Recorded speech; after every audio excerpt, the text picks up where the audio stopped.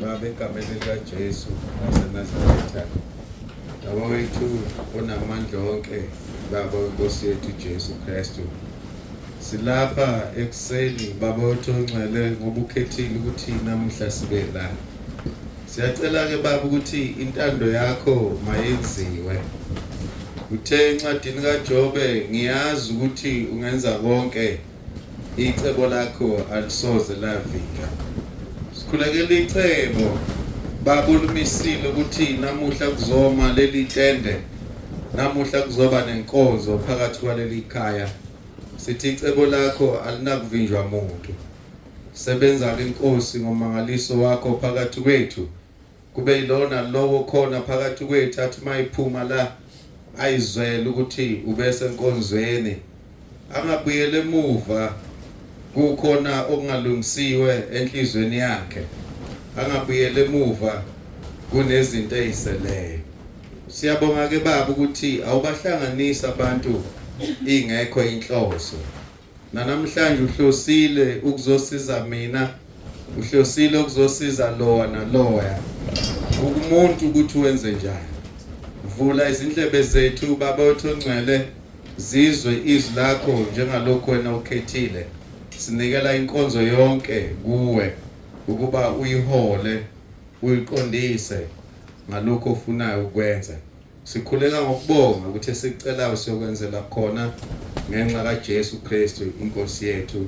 uJesu Kristu inkosi. Amen.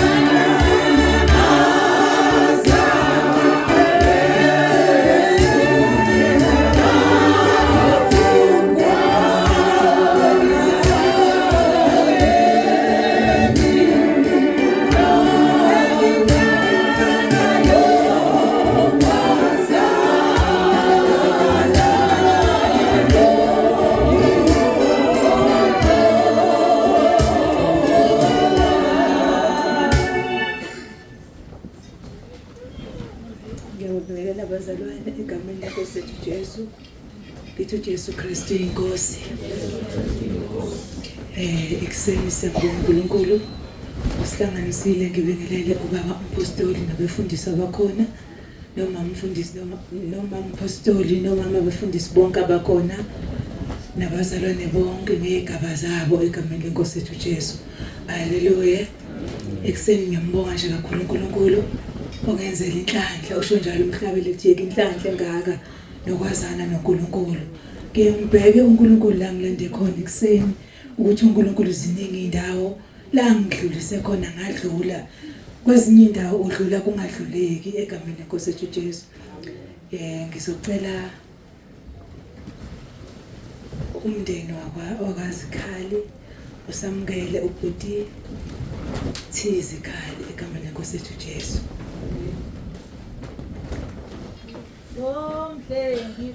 Ngibani na